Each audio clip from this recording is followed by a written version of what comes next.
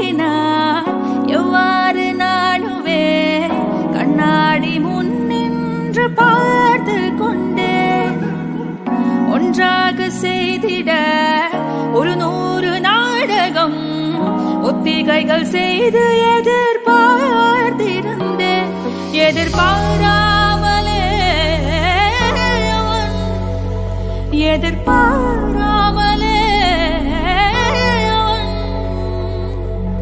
பின்னிருந்து வந்து என்னை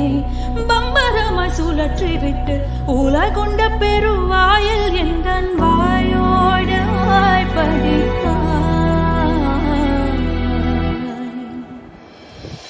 இங்க பூலோகம் என்றொரு பொருள் உள்ளதை